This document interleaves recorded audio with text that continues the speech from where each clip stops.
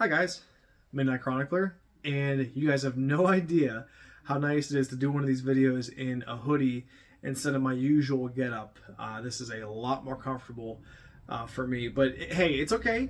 It's casual because this is a casual video. We're going to do a Q&A, my first ever Q&A on this channel, which is nuts to me.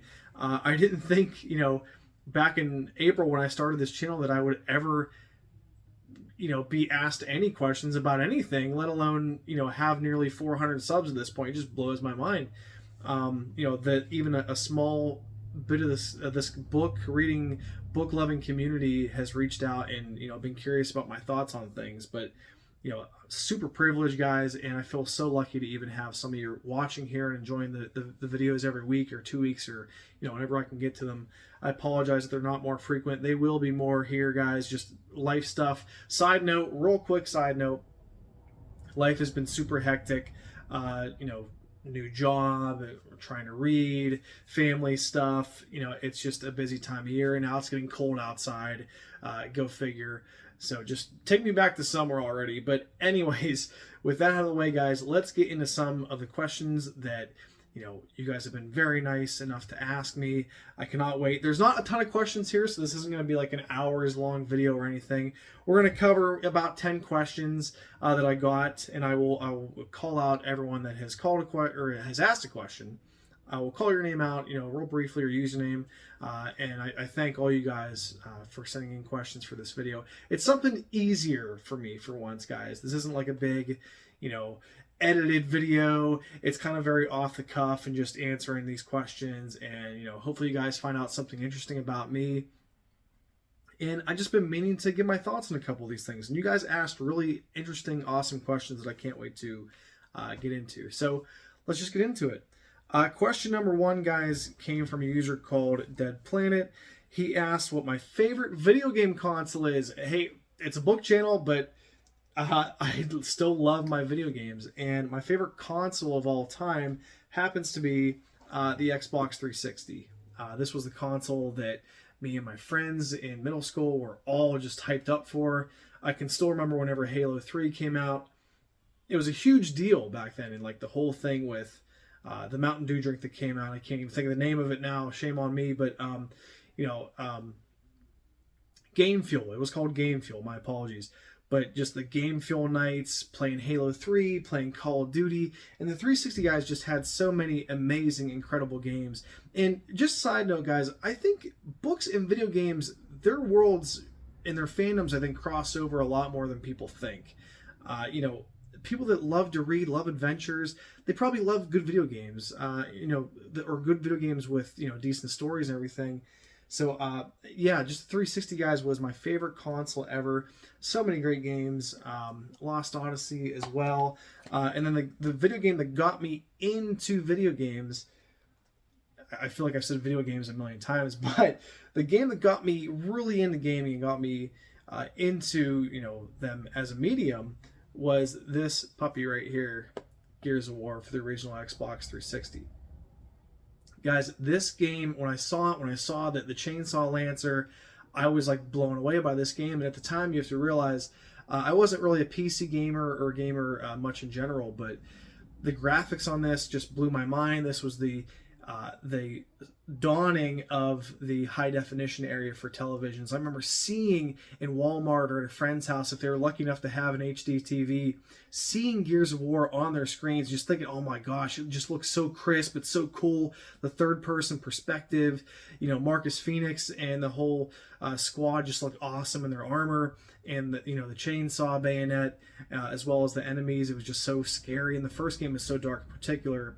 The first Gears of War is my favorite, by the way. This is just the game that really started my love of that medium, and I just haven't gotten over it since, really. And guys, but that is one of my favorite games ever, on my favorite console ever. A couple other quick side notes on this. Prey is another great game that I recall very vividly from my childhood. There is a GameStop sticker that I'm sure I probably paid way too much for this game, but also a decent one, that's Prey, and a couple others from my childhood that I really enjoyed. Some kind of vague ones, so maybe not typical ones you think of when you think of the top 360 games ever, but Lost Planet, it's a game I really enjoyed, have vivid memories of playing this during winter actually, and it was just kind of a cool situation where the video game I was playing for my brand new console, matched the elements outside and stuff, and it was a real cool mix, and I always really liked that about Lost Planet. Very good game also. And then finally, guys, there goes my games. Dead Rising was a fantastic game. One of my favorite series going back to the 360. So much fun. And zombies were a huge thing in this time. It was like 2006, 2007, 2008 era. People forget how much of a big deal zombies were back in these days. Call of Duty was doing it as well. But this game was so flippin' fun. Dead Rising, just chopping up zombies with whatever you could find, just mowing them over with a lawnmower, beating them up with baseball bats, just a lot of crazy stuff. Dead Rising is so good, and really love that series. So many great series came from that 360 era. But yeah, 360, my favorite console, along with the PlayStation 3. Definitely, there's a lot more video game consoles in there that I really love. The N64 as well is a big nostalgia trip for me. But yeah, thank you for that question. Next, we had from, I'll just call this person Chomper. I think, Chomper, you had a couple more things to your name, but we'll go with Chomper, who asked a awesome question, which is one that I hadn't really thought about, but when I was thinking of answering this, I really had to put a lot of thought into it, which was, if I could pitch an idea to R.L. Stine for a Goosebump book, what would it be? And it was so tough because I really wanted to think of a good one. And I have kind of two answers to this. The first one is Curly, who's the original mascot for Goosebumps, really is kind of a mysterious figure. If you guys have ever seen Goosebumps, maybe back in the 90s, a lot of 90s promotional material shows like a cool skeleton with like a mohawk and sunglasses. A super cool looking character that never shows up in any of the books. And I'm definitely not the first Goosebump fan to want a story about Curly. But I think it would be cool to maybe have a story that shows that Curly, maybe somehow birthed the Goosebump universe, because he is sort of seen as that main mascot for Goosebumps. I think it would be cool to get a story about him.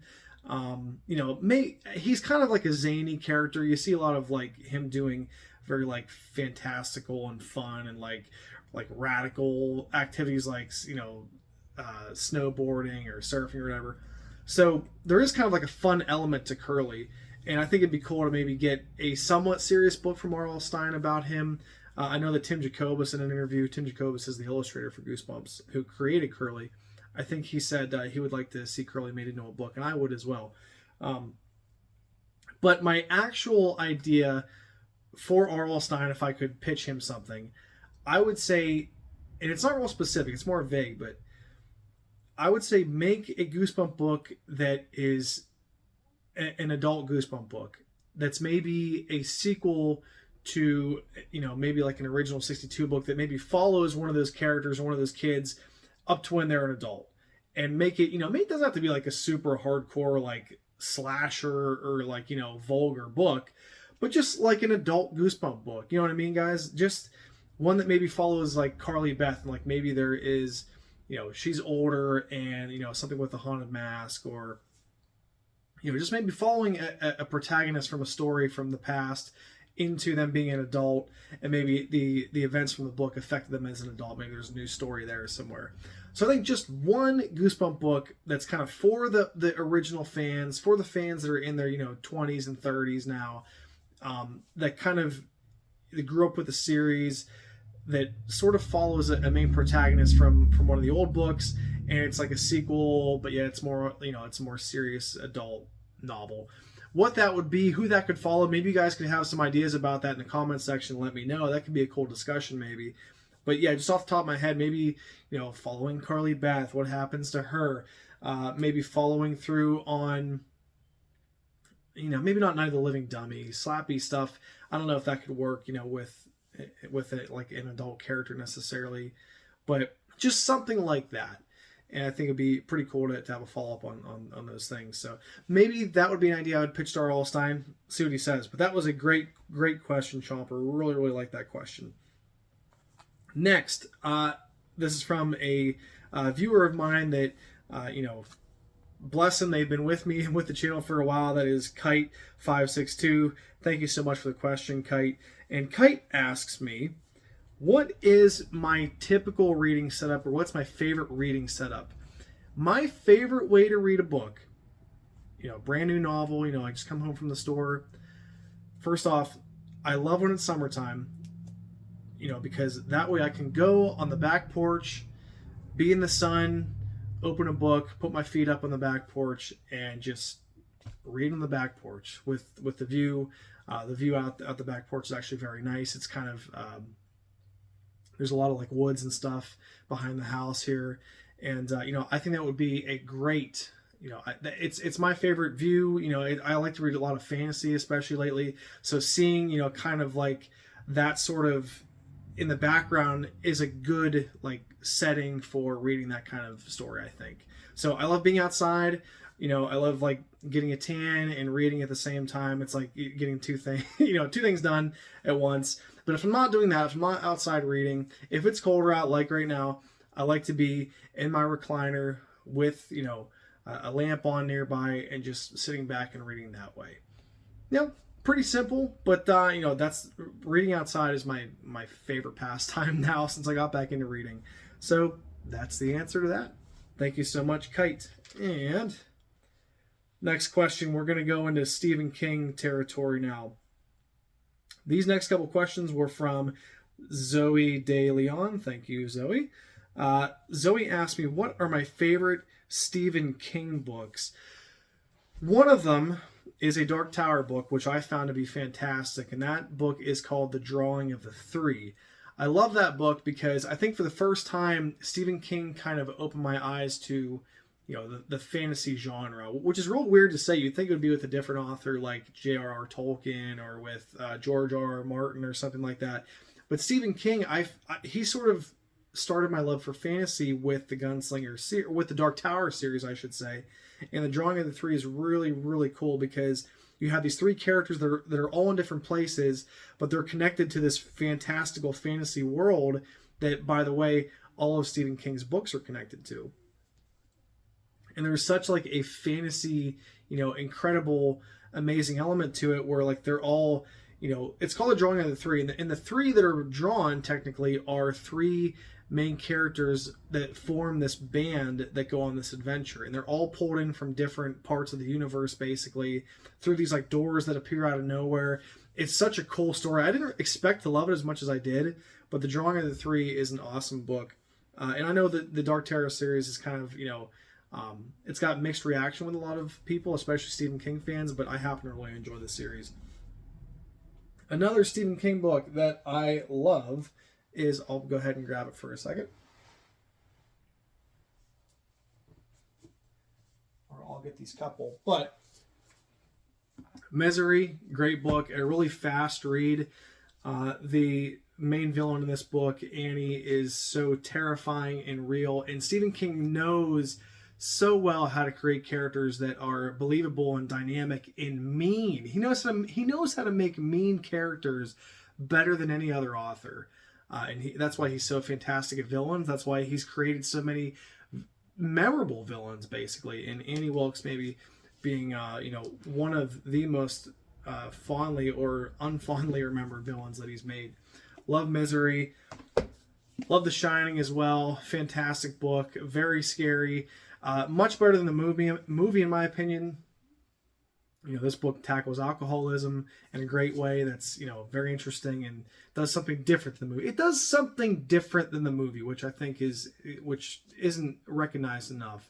The book is great though, and very, very, very scary. And also, guys, I do love it, very much. I think that it's a massive book, and I think I remember maybe a time or two where that book kind of lulled for me a little bit. Certain parts of it weren't very interesting for whatever reason. But just it reminds you of being a kid and being with your neighborhood friends, your friends from school, and just facing this giant ancient evil, and just the feeling of putting yourself back in your own shoes when you were 12 or 13 and just riding your bicycle with your gang of friends through the town, or through your local town. That is kind of the image I think of when I picture it. And just that feeling of not a care in the world. That's what makes it so good. And, obviously you have Pennywise and all that. which is, he's a fantastic villain. Again, such a super cool, super imaginative, very creative villain, which is why so many people, I think, gravitate toward him. It's not just because he's a scary clown. It's because he is, your imagination incarnate. What you're most afraid of, brought to life. The things that scare you the most brought to life, basically. That's what makes him a fantastic villain. A couple other quick hitters, guys, for Stephen King. Really like Under the Dome as well. Under the Dome is the book that got me into Stephen King. If you guys haven't seen, I did a bookshelf tour video where I kind of go more in depth on why I like Under the Dome so much. But that book is also a favorite of mine. But yeah, really, really good question from Zoe. And I wanted to add as well that Zoe also asked who my favorite Goosebump protagonist is. I'll tell you who my favorite Goosebump protagonist is. My favorite Goosebump protagonist is Slappy from Slappy's Nightmare, because the book follows him. He's the protagonist in this book. You get that like smart ass version of Slappy. Like you see it from his perspective, and it makes it fun throughout the book, in my opinion. You're seeing things through his eyes. And he kind of has a couple moments in the book where he's like actually a good guy and doing nice things. But he's also his, wisecracking self throughout the whole book. And that, I think protagonist-wise, maybe not story-wise, but protagonist-wise, that is why he's my favorite protagonist in a Goosebump book. Because most Goosebump protagonist guys, no offense, they're kind of cookie cutter, right? They're the kid that gets bullied a lot. They're, the nerdy kid. They're the nerdy, boy or girl or what have you. And they kind of follow like the same tropes, but they go through like different stories, obviously. There's not like a whole ton of growth that happens in these books. Maybe save for Carly Beth, who goes through, a really good, story arc in her book, The Haunted Mask, which is great. Another side note, though, I do still, and I know I bring this book up a lot, guys. I apologize. It's just this good in my opinion. But Headless Halloween has a great protagonist, and at least an interesting protagonist, because the book follows a bully, which is so not like most other Goosebump books, and so different and so fun and cool. And it, he felt like he was, different than the other protagonists. His name is Brandon, which I actually also had a very close friend named Brandon. It kind of reminds me of him in a way, so that kind of helped, in me. Being fond of this protagonist, but he is not another good one. I think Brandon, I forget what his name is. Brandon Plush. Weird last name. But anyways, Brandon is another cool protagonist. A bully that turns into a hero by the end, in a way, but I don't want to spoil it. Very, very cool protagonist. And very, very good questions by Zoe. And Zoe also asked who my favorite villain from a book is. And there are so many great ones, especially because I read a lot of horror books. In fantasy books, there's a lot of great villains to choose from. Pennywise from It, great villain. But one that I want to point out is specifically is from Nosferatu. And the villain in this book is a vampire, very kind of gaunt, disturbing looking man named Charlie Manx, or Charles Manx. And he's, like I said, he's kind of like a vampire, like, just mind reader sort of guy that, just creates this like Christmas land that's disturbing and interesting and creepy and eerie, and just does some horrible, horrible things. You hate this villain by the end of the book, but he's very kind of suave in certain ways, and he's very intelligent, and he's just a blast to read. So I think Charles Manx from Nosferatu, by Joe Hill, who's Stephen King's son, by the way, is that's probably my favorite villain amongst many, many others. But yeah. Thank you so much, Zoe. 3 great questions. Ton of fun to answer. Next, we're getting toward the bottom of the list, guys, I swear. I have a couple left here. Animals and Legos. Thank you so much, Animals and Legos, for the questions here. Least favorite Stephen King book. My least favorite Stephen King book is called Elevation. It's a very, you guys have probably seen it in like a Walmart or something. It's a very, very thin Stephen King book. It's actually a real small book. It's like, it's like the size of a Goosebump book, basically, dimension-wise. A very, very small book. But I just didn't like it. I thought that, the message it was going for was kind of tired, and I think it was a little bit too political for me. It was a little bit, how should I say? It was very pessimistic about the way society was at the time. I think this is about 2016, 2017, but Not a fan of Elevation. That's my least favorite Stephen King book. And Animals and Legos also asks, where is it? Favorite Stephen, no, least favorite Stephen King book, which I answered. Thank you. Favorite FNAF character. I really like Five Nights at Freddy's. The whole thing that Scott Cawthon, who's the creator, the whole idea of focusing on animatronics from like Chuck E. Cheese being creepy, such a cool idea and such a good idea. I mean, I would almost, there you go for a Stephen King, maybe book idea. I'd love to see his take on maybe, like if he wrote a FNAF book, maybe that would be kind of interesting because he could write, that style very well, because FNAF, Five Nights at Freddy's is, kind of a kid series in a way. I mean, I know there's adult fans and stuff of it too, and I think it's a very cool, idea and video game and all that. But, if I had to pick a favorite character from Five Nights at Freddy's, I kind of think Bonnie is the creepiest animatronic, personally.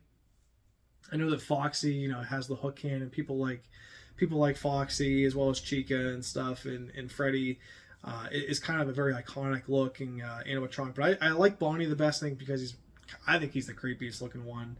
And Bonnie also seems very. There's kind of like that. You can't tell. Like I guess Bonnie's a guy. It's kind of tough to tell like what Bonnie is. Sort of like a girl name, but maybe Bonnie is a guy animatronic. I don't know. I mean, it's a robot, so not really, gender related, but it's sort of vague in that sense, which kind of makes Bonnie a little unsettling. But I like Bonnie a lot. I think it's a very creepy looking animatronic. But finally, from Animals and Legos, asks me if I like Don't Hug Me, I'm Scared. DHMIS, if you guys don't know. DHMIS is one of my favorite YouTube series of all time. It is super, super influential to some of the more like movie-ish videos that I've made for the channel. I just watched that series, like all the new episodes. I've seen all the new ones, all the old ones. I just love how eerie it is. And I love the look of it. I love how Don't Hug Me, I'm Scared goes for this like Sesame Street-ish look, but there's something sinister behind all that, if you guys catch my meaning. If you don't know what Don't Hug Me, I'm Scared is, go on YouTube and watch the episodes, especially, since we're on here, I talk about Goosebumps and everything. It's definitely more of an adult show compared to Goosebumps. There's like creepy imagery, and there's themes that are kind of tough to grasp, but I love Don't Hug Me, I'm Scared. I love the most recent series that they did where they kind of took a new twist on it. They kind of gave the characters a little bit more personality, like Yellow Guy and Duck. They almost made it a little bit funny too, which is nice. It was a nice like update for the show.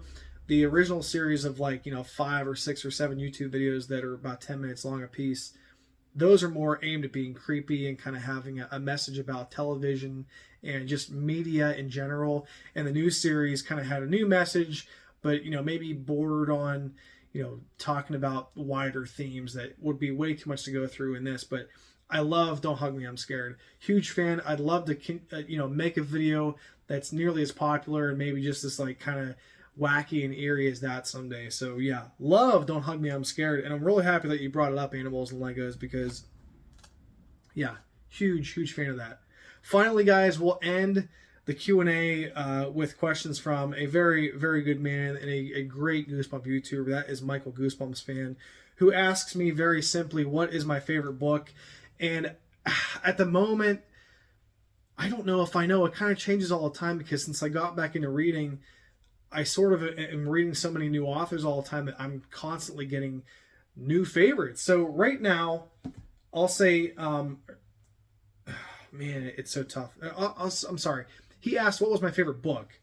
That right now is a two-way tie between Lies of Locke Lamora, which is a fantastic fantasy book about a group of, like a group of brothers that perform heists, basically. It's got the fantasy background. It's like a pirate book also. It is just, it's fantastic. I never read a 700-page book faster than I did with this. Love this book right now. Like I said, guys, picking my favorite book sometimes is very difficult. But right now, it's this book.